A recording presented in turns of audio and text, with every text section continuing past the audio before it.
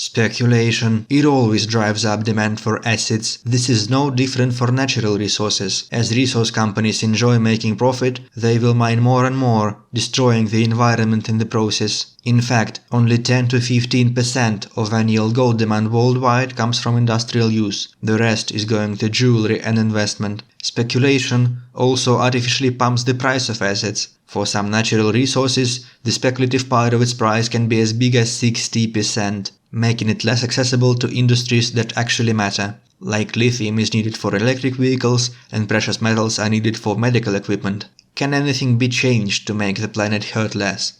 This is where Synergy comes in. It's a DeFi protocol that creates synthetic assets, or Synths for short. They are tokens on the blockchain, and their price is pegged to prices of real-life assets. You can long and short them to speculate, and make the same profits as if you are trading real-life assets. Our goal is to make speculators trade synthetic assets instead of real natural resources. This way we can lower the global mining of resources and remove speculative premiums on real-life assets, since demand on them will be lowered. So how does the Synergy protocol work? We decided to combine ideas from synthetics, frax and overlay protocols. Protocol users can mint synthetic assets by over-collateralizing with exogenous tokens like wrapped ETH. You can easily swap your synths in the internal DEX according to Oracle price rates, and there is zero slippage. Users can also short synths. When there is an equal amount of longs and shorts for a synth, the global depth mechanic is precise, and the experience is identical to trading real-life assets. This system allows winners to make profits on the behalf of losers. But when there is a big skew, asymmetry in the debt pool paired with volatility will increase everyone's debt, and even synthetic USD holders will end up owing more than they minted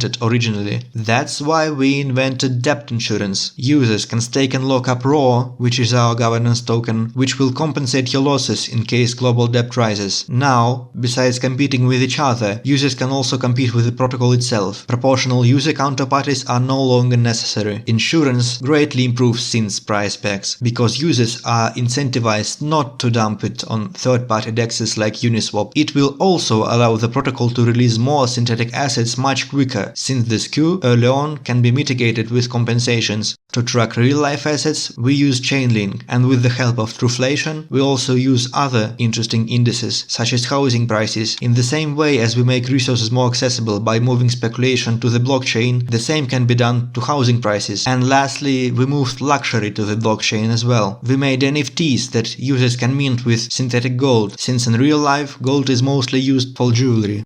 Now let's check out the app. Let's connect our wallet and then go to the faucet page, where we can get some test ETH and RAW. Now on the mint and burn page, let's take our 100 RAW for 3 months. This will get us an insurance that can pay up to 12 RAW. Now let's deposit 50 Ethereum and mint 10k RUSD. Let's spend 1000 RUSD to buy natural gas, and then let's also buy 2 ounces of gold. Actually, let's check out the chart for gold. And in fact, it's a clear downtrend. So to hedge, I will also borrow some gold that I can later sell to short it. I will collateralize with 3000 RUSD and borrow 1 ounce of gold. Let's check out the balance of longs and shorts. Gold is kind of balanced, but gas is really skewed. This fact will wreck us in a moment. Right now we owe about 10k RUSD, but now let's artificially double the price of natural gas. Now our debt is much bigger, and I'm also eligible for compensations. To recollect our money, let's repay the gold loan that we made earlier and redeem RUSD. Then let's also sell all our synths into RUSD. But in the end, we can notice that we still don't have enough RUSD to cover our debt. This happened because of debt pool loss. We'll have to get the missing money from some other place, like Uniswap, but gladly our insurance can cover some of that loss for us.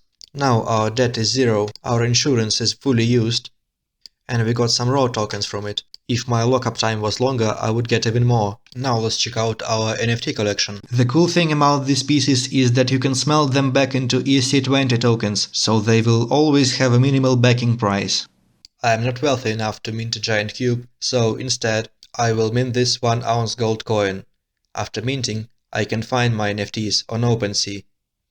For some reason OpenSea was not refreshing metadata, but the NFT is still there, with art hosted on IPFS.